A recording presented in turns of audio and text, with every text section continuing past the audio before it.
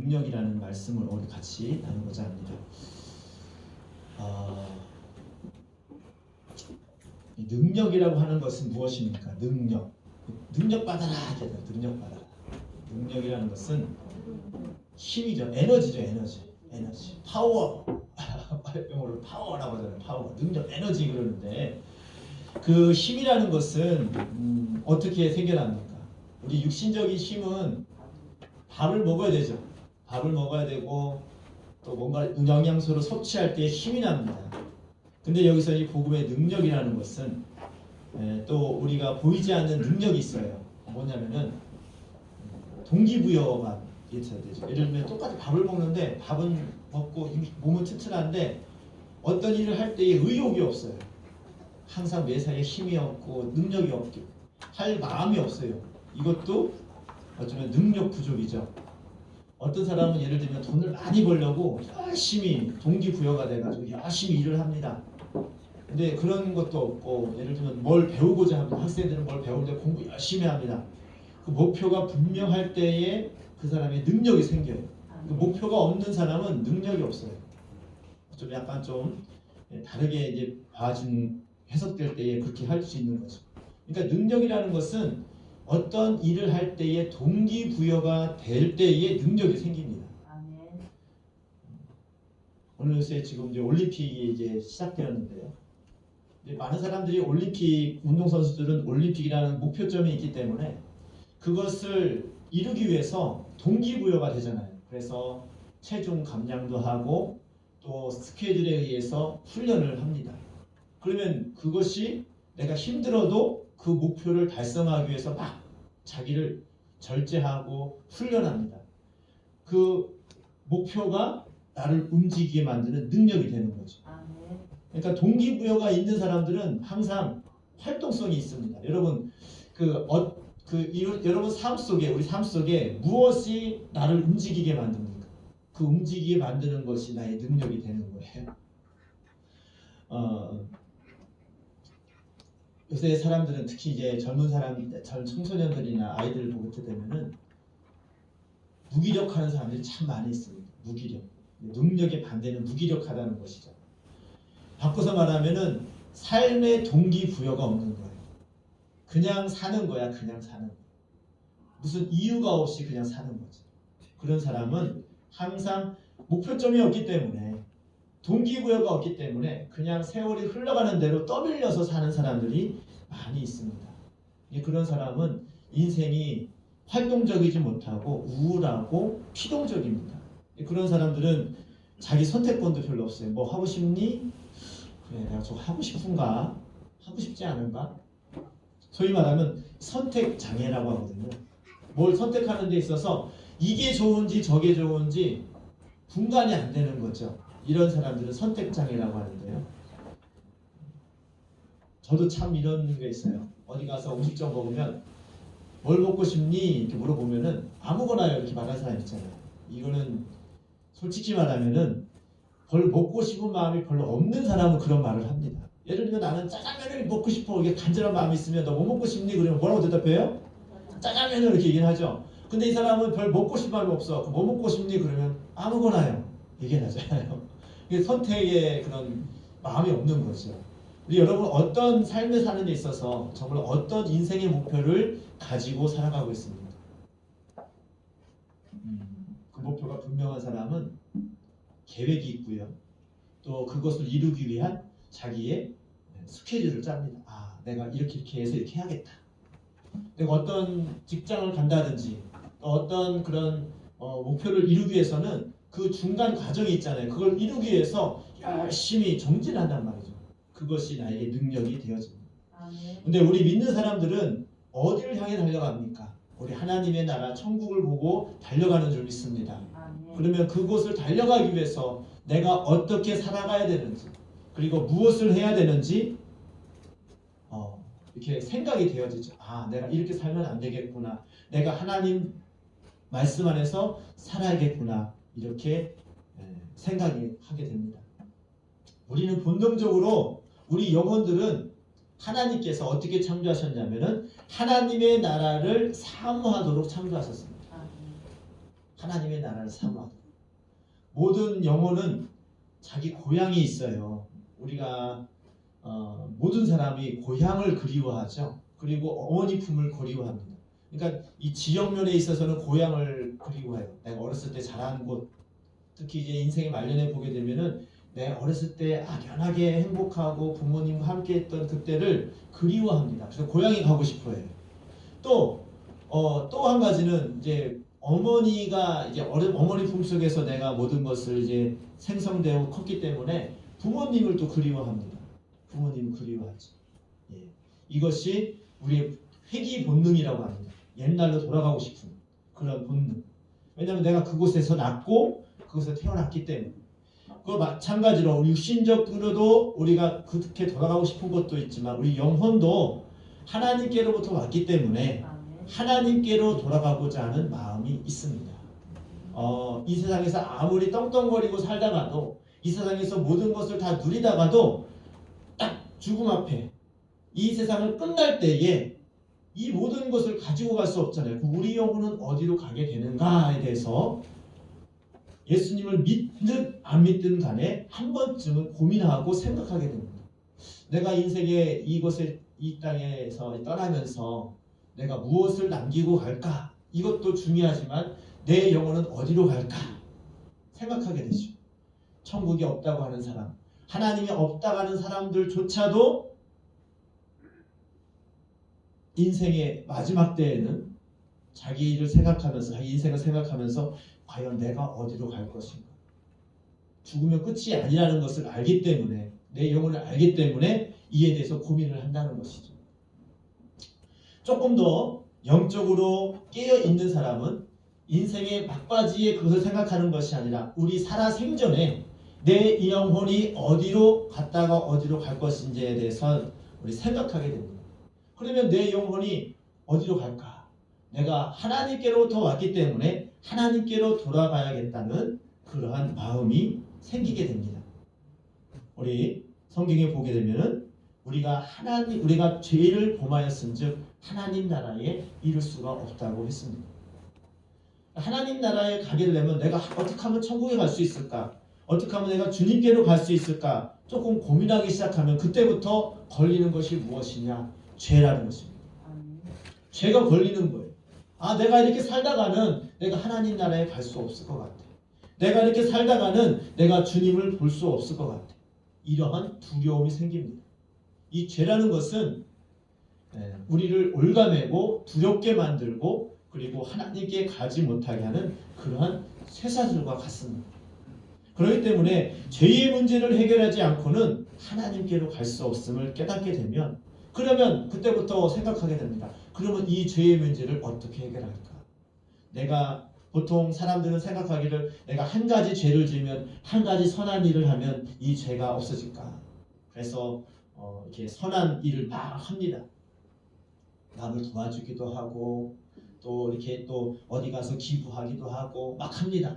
근데 그렇게 해서 만약에 천국을 갈 수 있다면은 얼마나 좋겠습니까?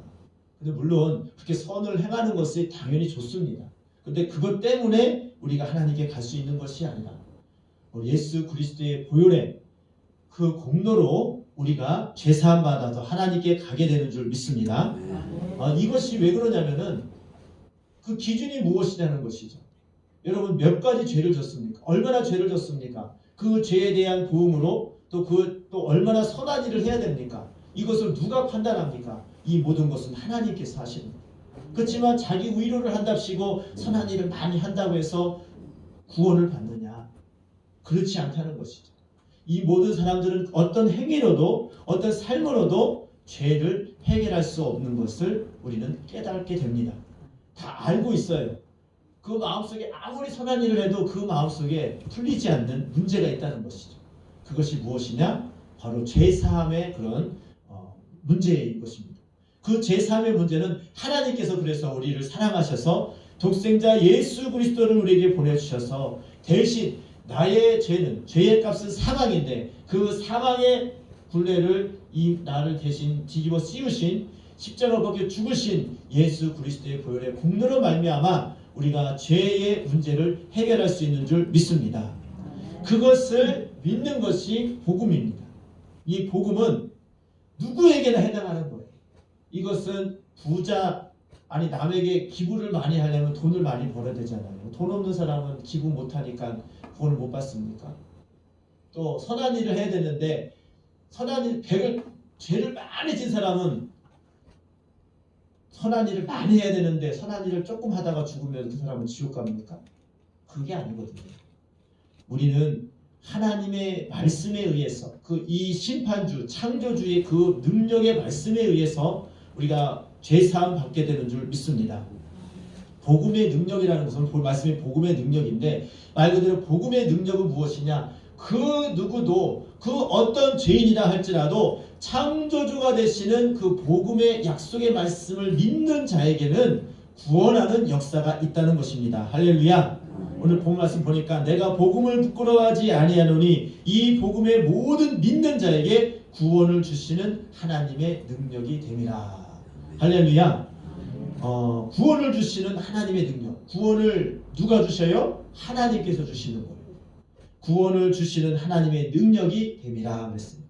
그런데 사람들이 말하기를 예수님을 믿으며 구원을 받는다고 했는데 그러면 그것이 어떻게 보여집니까? 당장에 딱 나타나면 얼마나 좋겠습니까? 예를 네가 슈퍼에 가서 물건을 사듯이 돈을 딱 주면 어떤 물건 주세요. 그러면 물건을 딱 주면 눈으로 확인할 수 있잖아. 이 복음이라는 것도 능력이라는 것도 그렇게 눈에 확인되면 얼마나 좋겠습니까? 그런데 우리 눈에는 그 복음의 능력이 바로 보이지 않습니다. 성령님께서 우리에게 임할 때에 눈에 보이지 않지만 이 바람과 같은 성령님이 오신다고 했는데 보통 우리가 눈에 보여지는 것은 육입니다. 눈에 보여지는 눈이기 때문에 육적으로 나타나지 않는 것은 볼 수가 없어요. 예를 들면 저 사람이 굉장히 마음에 근심과 걱정이 있던 사람이 그 마음속에 미움이 사라졌어요. 눈에 보입니까? 저 사람이 이제는 맨날 미워하고 했던 사람이 이제 사랑하는 사람으로 바뀌었어요.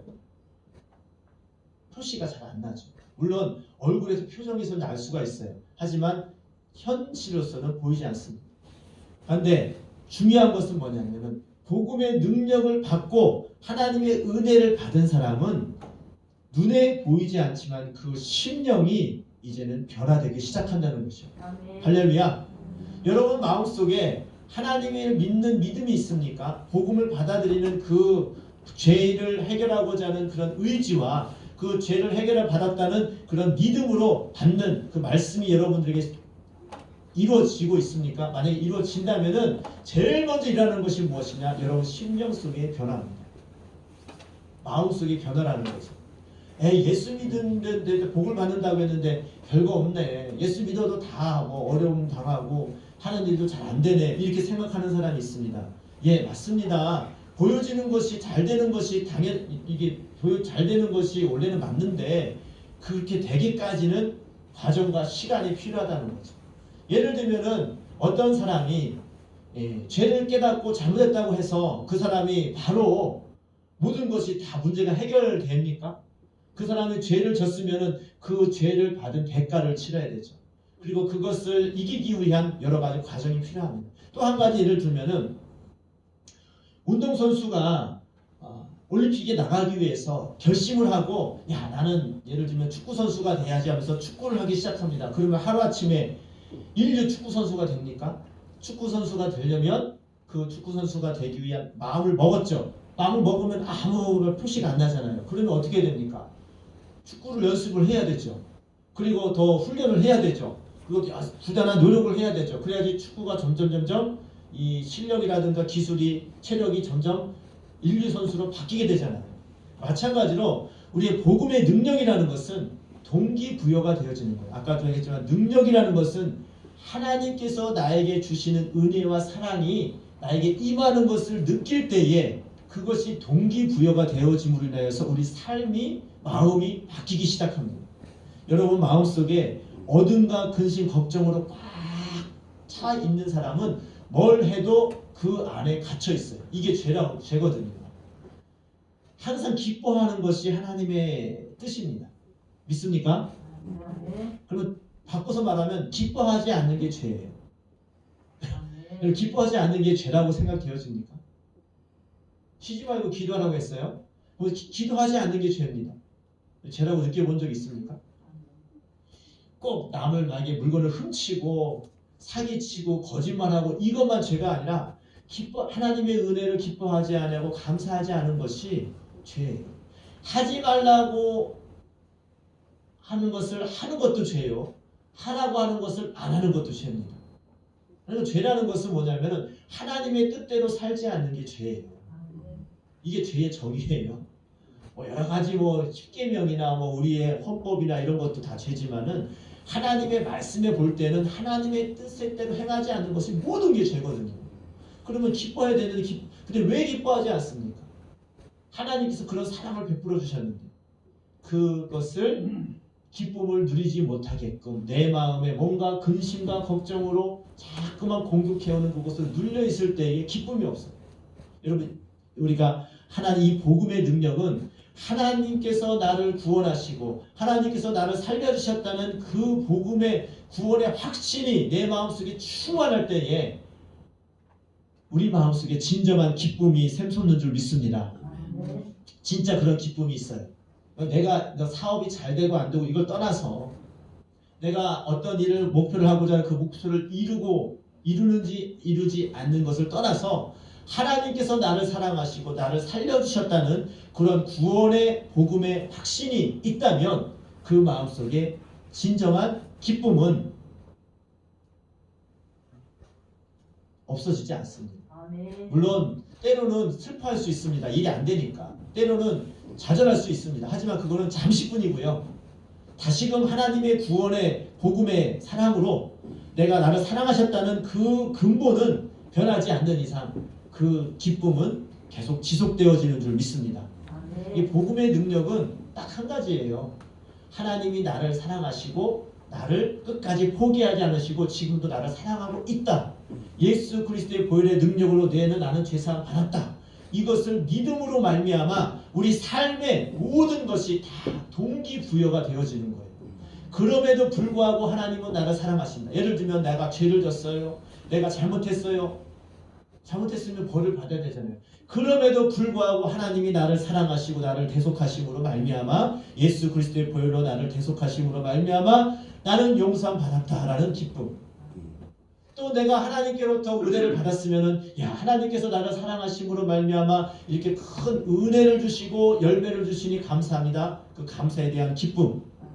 그런 기쁨이 이 복음을 받아들일 때에 여러분 마음속에 동기부여가 되어지는 줄 믿습니다. 이 동기부여가 다른 말로 바꿔 말하면 능력이 되는 거예요. 능력. 하나님께서 나와 함께 하신다. 하나님이 나를 사랑하신다. 나는 죄사함을 예수 그리스도의 보혈로 죄사함 받았다. 이것을 믿음으로 말미암아 기뻐할 수 있는 동기부여가 되어지는 거죠. 오늘 17절 말씀 보니까 복음에는 하나님의 의가 나타나서 믿음으로 이르게 하나니. 믿음으로 믿음에 이르게 하나니. 이게 무슨 말일까요? 그 복음을 내가 믿을 때에 그 믿음이 나에게 그 능력이 되어서 이게 실상이 되어지는 거죠. 믿는 자에게는 그 믿음이 바라는 것들의 실상이 되어지는 줄 믿습니다. 아멘. 무엇을 바라고 있습니까? 천국을 바라죠. 하나님의 나라를 바라죠. 하나님의 사랑을 바라죠. 하나님 예수 그리스도의 복음을 받아들일 때에 그것이 나의 실상이 되어지고 그것이 나의 능력이 되어지는 줄 믿습니다. 그 동기부여가 얼마나 중요하냐면요. 능력도 소위 말하면은 사람이 갖고 있는 능력은 조금씩 다를 수 있습니다. 하지만은 그것보다 더 중요한 것은 동기부여예요. 어떤 사람이 운동선수를 하는 데 있어서 정말 그 능력이 좀 타고났어요. 그런데 너는 못한다고 막 난 안 된다고 좌절하는 사람은 그 사람은 잘할 수 있는 가능성이 없어요. 왜? 나는 못한다고 믿고 있고 못한다고 좌절하고 있습니다. 근데 이 사람은 체력이 좀 딸려요. 기술이 좀 없어요. 그런데 너는 잘할 수 있어. 나는 잘할 수 있다. 그리고 나는 이게 열심히 하면 될 수 있다라는 동기부여가 생기면 그 사람은 그 체력도 좋아지고 기술도 좋아지니까 또 좋은 선수가 될 수가 있습니다. 그만큼 중요한 것은 뭐냐면 그 사람 한 사람 한 사람마다 가지고 있는 재능, 또 환경, 이것보다도 중요한 것은 그 사람이 가지고 있는 동기부여예요. 동기부여. 그래서 이 미국이나 서양에서는 이렇게 대학교에서 학점을 줄 때에 이 사람이 얼마나 알고 있느냐, 얼마나 현실을 알고 있느냐, 이것을 가지고 학점을 주는 것이 아니라 그 사람의 학업 태도를 보고, 그리고 그 사람 발전 가능성을 보고 학점을 준다고 하더라고요. 우리나라는 이제 보통 보여지는 결과만 보고 이렇게 학점을 많이 매기잖아요. 근데 미국이나 이런 데서는 그런 것도 중요하지만 이 아이가 정말로 의욕을 가지고 이 소위 말하면 학문을 가지고 얼마큼 노력했느냐, 많은 자료를 가지고 와서 연구하고 또 그것을 알려고 하고 또 능동적으로 하려고 하느냐. 그래서 모든 대학에 그런 아무리 성적이 좋아도 특별 활동, 예를 들면 무슨 체육이나 취미 활동, 여러 가지 동사 활동, 이것이 F면은 무조건 불합격입니다. 왜냐하면 공부만 잘해서는 사회 나가서는 안 된다는 거예요. 뭘 잘해야 되냐? 대인관계도 좋아야 되고, 같이 클럽 활동도 열심히 해야 되고, 또 여러 가지 그런 것들을 잘 해야지만이 사회 나가서 성공할 수 있다는 것을 알기 때문에 모든 대학의 기준이 좀 그런 기준이 우리나라와 약간 달라요. 근데 그게 맞는 것 같아요. 여러분 공부 잘하는 거랑 사회에서 성공하는 거랑은 좀 다르죠. 공부 잘하면 사회에서 성공해야 되잖아요. 근데 이 공부 잘하는 거 말고 정말로 사회에서 성공하는 사람은 대인관계 좋고요, 사람 잘 사귀고요, 그리고 성실하고요, 어떤 동기부여가 확실한 사람은 성공합니다. 그게 능력이거든요. 공부 잘하는 것도 능력이지만은 그것을 할 수 있는 그런 목적과 또 그런 비전이 확실히 가지고 있는 사람도 능력이 있는 거예요. 우리가 복음의 능력이라는 것은 무엇이냐? 하나님께서 나를 사랑하시고 하나님께서 나를 예수 그리스도의 보혈로 나를 살리시기 위해서 그런 사랑을 나에게 베푸셨다는 것을 믿을 때에 나에게 동기부여가 되어지는 거예요. 야, 내가 이렇게 죄를 지었음에도 불구하고, 내가 이렇게 형편없이 살았음에도 불구하고 하나님은 나를 사랑하십니다. 하나님은 나를 사랑하시기 때문에 독생자 예수 그리스도를 보내주셨다. 이것을 믿음으로 받아들이는 순간 이제 동기부여가 되는 거예요. 야, 하나님은 나를 사랑하십니다. 하나님은 그럼에도 불구하고 나를 구원해 주셨대. 이것을 믿음과 동시에 이제는 나에 대한 그런 자괴감과 죄로 말미암아 형편없었던 그런 내 마음속에 있는 그 눌림에서 해방되어지는 줄 믿습니다. 그러면 그때부터 생각이 바뀌는 거예요. 마귀가 자꾸 얘기합니다. 야, 너 하나님 자녀라며. 너 행동을 봐. 하나님 자녀가 이렇게 사냐? 너 예수 믿으면 복 받는다며. 너 왜 그렇게 사냐? 마귀는 자꾸만 참소하는 거예요. 그래, 맞아. 이 마귀가 참소하는 것을 받아들이는 순간 그때부터 마귀에게 얽매이는 거예요. 그게 죄거든요. 기뻐해야 되는데 기뻐할 일이 없어. 그래, 맞아. 세상의 삶이 고단해. 이거 이놈의 세상 정말로 왜 그런지 모르겠어. 이 마귀가 주는 참소로 말미암아 자꾸 눌리면 어떻게 됩니까? 우울증에 걸리고요. 뭘 해도 기쁨이 없고요. 그때부터 그냥 몸이 아파오고요. 이렇습니다. 이게 마귀의 참소거든요. 그런데 그럼에도 불구하고 사단을 대적하면 물러갈 줄 믿습니다. 사단아, 네가 말이 맞아. 하지만 그럼에도 불구하고 하나님은 나를 사랑하시고 독생자 예수 그리스도를 나에게 보내주셔서 나 대신 십자가에 못 박혀 죽으심으로 말미암아 나의 모든 죄를 사하셨어. 그러므로 나는 죄 사함 받고 하나님의 자녀가 되고 하나님의 나라 갈 수 있는 그런 천국 시민권을 허락해 주셨어. 믿음으로 받아들일 때에 복음의 능력이 그때부터 생겨나는 줄 믿습니다.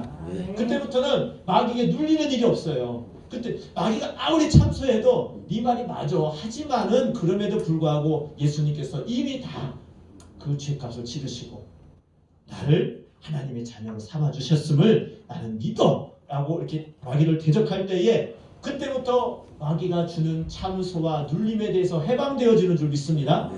이것이 죄에 대한 해방이에요. 이것이 죄사함 받은 기쁨이에요. 죄사함 받았다고 해가지고 죄는 안 보이잖아요. 그렇죠? 근데 그 죄상 받은 증거가 무엇입니까? 그 죄의 눌림에 대해서 내가 자유하느냐 안 하느냐는 것은 하나님께서는 그 복음의 능력이라는 것은 아무리 마귀가 와서 참소하고 아무리 마귀가 와서 우리를 막 짓눌러도 죄에 대해서 자유할 수 있는 것은 이 복음의 능력밖에 없어요. 아멘. 복음이라는 것은 무엇입니까? 예수 그리스도의 보혈로 말미암아 그 죄를 해결했다는 거예요. 아멘. 그 해결을 무엇을 해결합니까? 아까처럼 얘기해가지고 착한 일을 하면은 그 죄가 없어집니까? 좀 더 내가 좀 더 착하게 살아야겠다고 막 내 자신을 막 이렇게 막 단돌이 하면 조금 이제 그게 없어집니까? 아니요. 그러면 그럴수록 나를 얽매는 것은 이 율법이 하나님의 말씀인데 그 말씀이 선포되어지면 제일 먼저 깨닫는 것이 죄를 깨닫게 돼요. 아멘. 근데 그 죄에 대해서 해결하지 못하면 그 하나님의 복음의 능력을 복음을 받아들이지 않으면 죄에 묶이게 돼가지고 오히려 그 죄가 나를 꼼짝달싹 못하게 만들어요.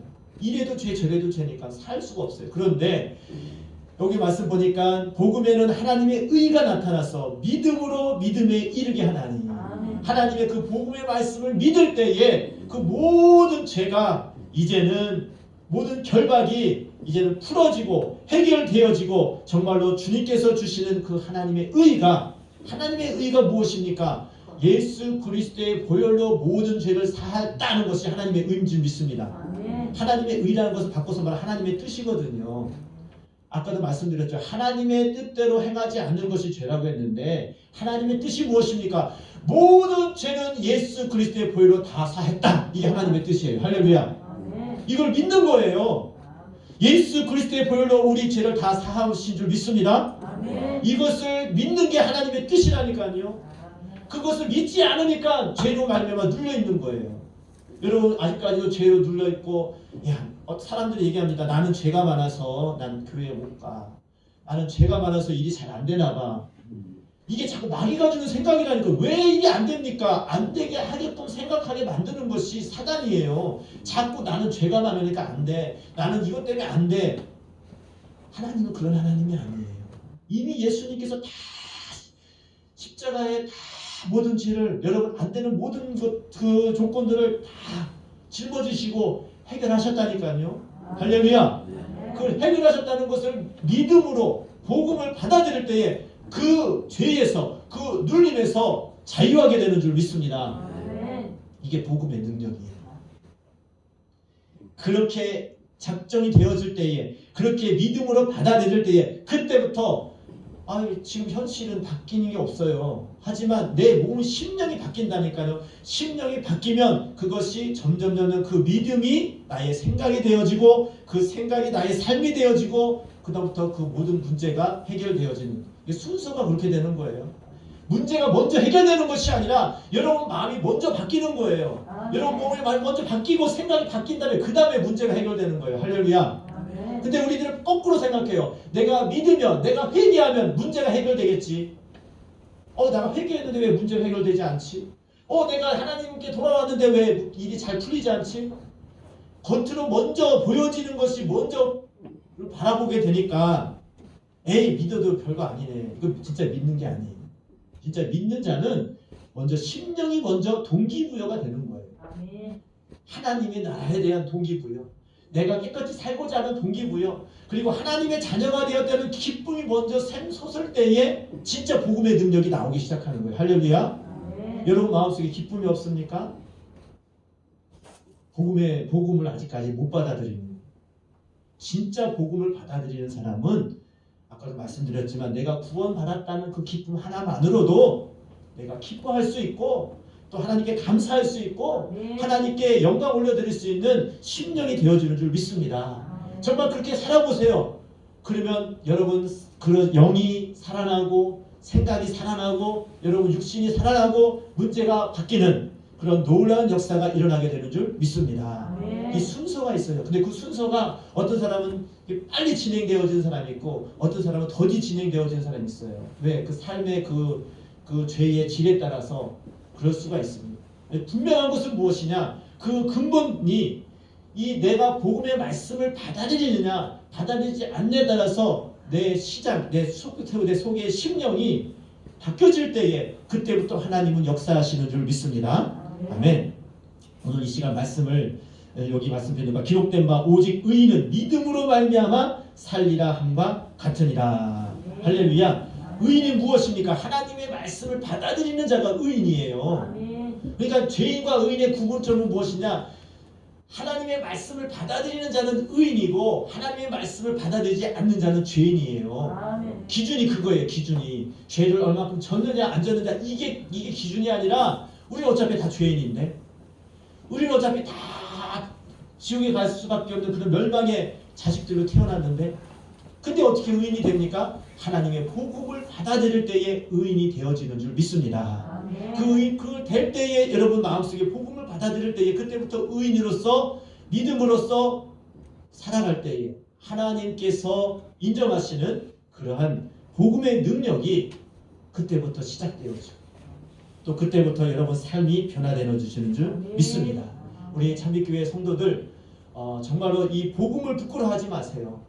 복음은 정말로 내 일생에서 가장 소중하고 가장 자랑할 만하고 그리고 나의 소중한 그 생명과 같은 말씀으로 받아들이시기를 주님의 이름으로 축복합니다. 여러분 마음속에 정말로 우리 인생이 뭐 진짜 사람마다 천차만별이지만은 공통적인 것은 죽음의 문제에 있어서 죄의 문제에 있어서 해결할 수 있는 방법은 오직 하나님의 의, 복음을 받아들일 때에 죄의 문제를 해결할 수가 있고 우리의 삶이 구원받을 수 있다는 것입니다. 우리 모두가 이 말씀을 더 확고하게 믿음으로 말미암아 여러분 생각과 여러분 삶이 복음의 능력으로 변화되기를 주님의 이름으로 축복합니다. 아멘. 이 시간 다같이 주여 한번 부르시고 주여 3번 부르시고 하나님 그 복음의 말씀이 나에게 진심으로 믿음으로 받아들이기를 원합니다. 생명이 되기를 원합니다. 능력이 되어지기를 원합니다. 간절히 기도하겠습니다. 주여 주여